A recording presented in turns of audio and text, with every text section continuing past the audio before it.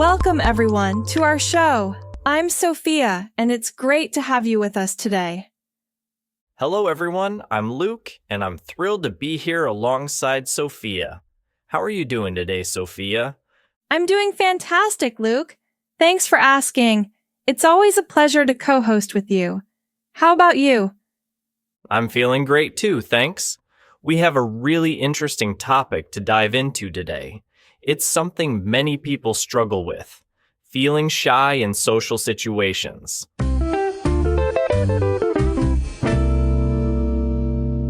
Sophia, have you ever experienced this yourself? Absolutely, especially when I was younger. Social gatherings used to make me feel really nervous and uneasy. What about you, Luke? Oh, definitely. I used to get particularly anxious in situations where I had to speak in front of others. It's something a lot of people can relate to, don't you think?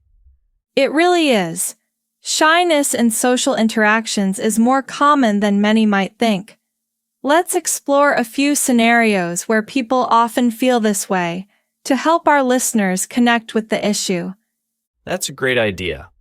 For example, many people feel extremely shy when attending a gathering where they don't know anyone.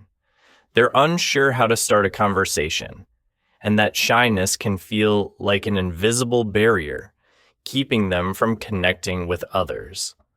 Absolutely.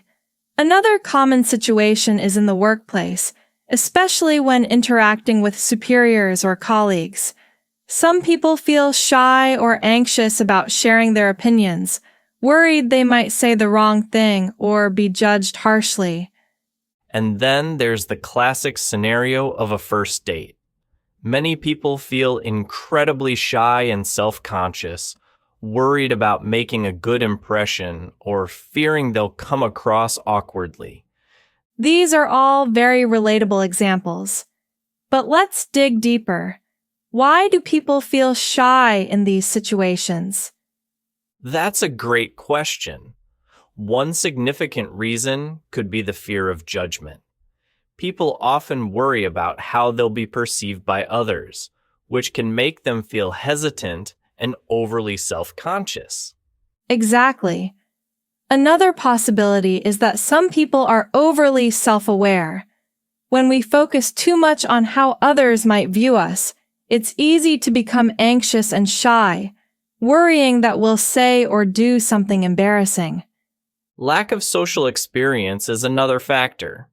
For people who don't engage in social activities frequently, they might feel unsure of how to interact with others, leading to feelings of shyness when they do. That's so true. Now, where does this shyness stem from? What are the underlying psychological factors at play here? One of the key reasons, I think, is low self-confidence. When people doubt their abilities or self-worth, it's natural for them to feel uneasy or nervous in social settings. I agree. And past negative experiences can also play a big role. If someone has been ridiculed or rejected in a social setting before, they might carry that fear with them into future interactions, making them even more shy. Cultural influences are also a factor. In some cultures, traits like humility and modesty are highly valued, which might lead people to suppress their self-expression, causing them to feel more reserved and shy. All these points make a lot of sense. But the big question is, how can we overcome this shyness? I think the first step is building self-confidence. By continuously learning and practicing new skills, people can develop a stronger sense of their own capabilities, which helps them feel more at ease in social situations. I completely agree. Confidence is the foundation of overcoming shyness. Additionally, practicing mindfulness can be really beneficial. Mindfulness helps us stay grounded in the present moment, reducing anxiety about what might go wrong and helping us engage more fully with others. Another effective strategy is gradual exposure. This involves slowly increasing the frequency and difficulty of social interactions, allowing people to build comfort and confidence over time. That's a great approach. Preparation is also key.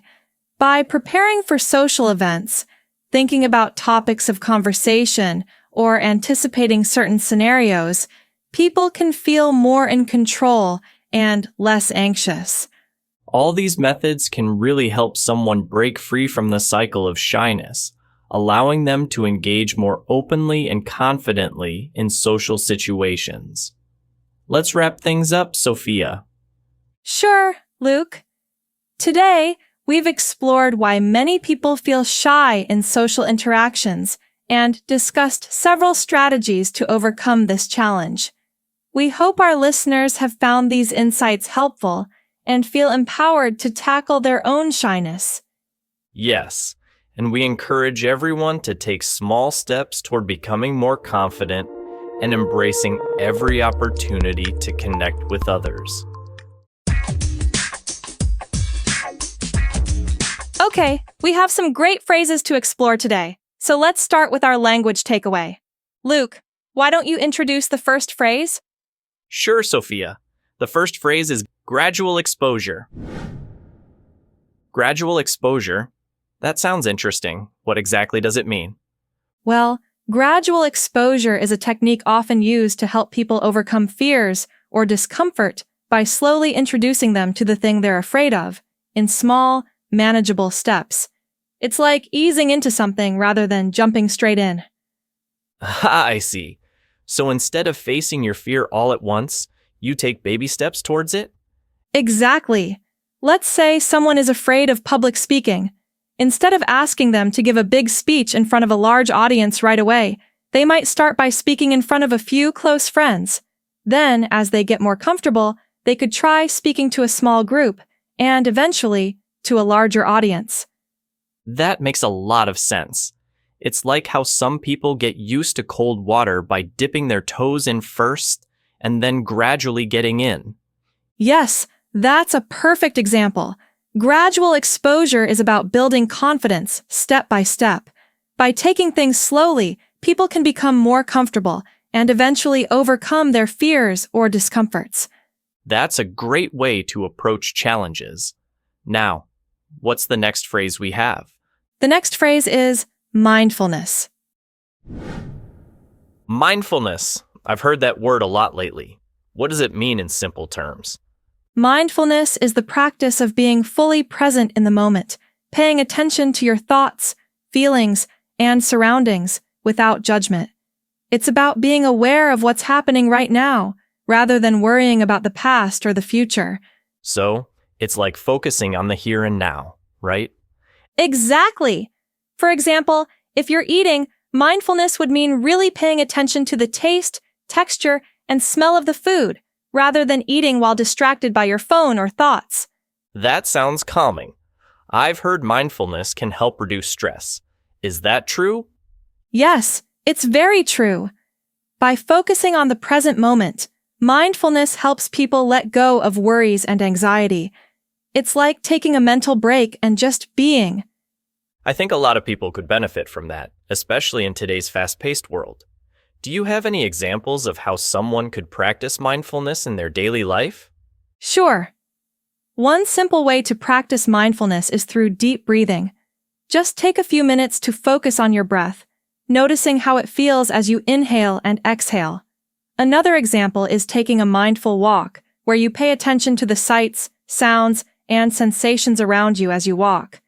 That's really practical. It seems like both gradual exposure and mindfulness are about taking things slowly and paying attention, just in different ways. Exactly, Sophia.